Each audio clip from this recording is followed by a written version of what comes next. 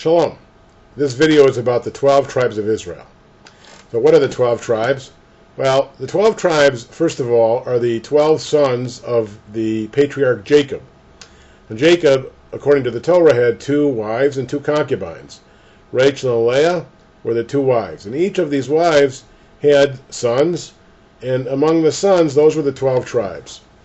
Rachel, for example, had Joseph and Benjamin, being the youngest. And a very famous story about them ends up the book of Genesis with Joseph being enslaved and then becoming a leader in Egypt and all the machinations until all of the tribes come down.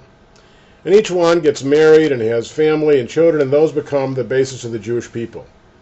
Now, the promise in the Torah is that once they get into the land of Israel, they will get the land. And in fact, that is what happens according to the book of Joshua and Judges and the Samuel and early kings. They settle in the land and they divide it up. And they each have a different place, the Torah describes.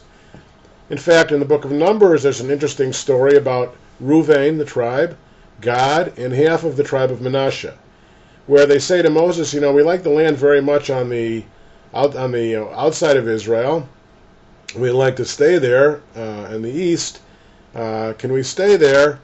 And basically in Jordan, and Moses at first is upset, he thinks it's a betrayal, and then finally God convinces him it's okay, as long as they send their men to help settle the land, and then they can go back and live outside the land. Now, when you look at lists of the tribes, you may be a little confused, and here's why.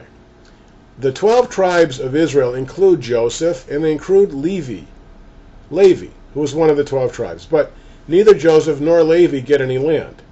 Levi's job, and that's where all our Levites and Kohanim, priests, come from, was to take care of the cult, the sacrificial system, the temple, the portable tabernacle in the desert. They didn't get any land. They got their salary essentially from the other 11 tribes.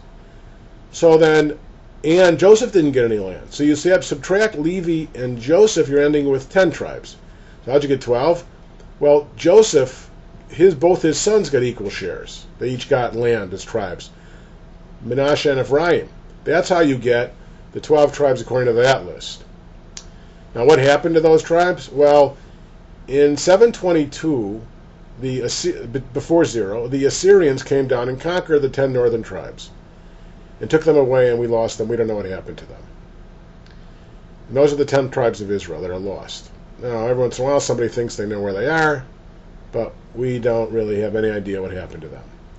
So all that was left at that point in 722 BCE was the tribe of Judah and the tribe of Benjamin, which had Jerusalem. And then in 586 BCE, the Babylonians, which are today's Iraqis, came and destroyed Judah and destroyed the temple and took the Jews who were there mostly back to Babylonia, where they lived for 2,500 years. But they kept them intact. Instead of the Assyrian technique of spreading them out and assimilating them, the Babylonians allowed the Jews to stay together, and they did, and that's how we were preserved. So that's what happened to the 10 lost tribes and the 2 tribes that were left. The reason why we're called Jews today really is because we're descendants then of Judah, the tribe of Judah, which in Hebrew is Yehudah, and Jews are called Yehudim.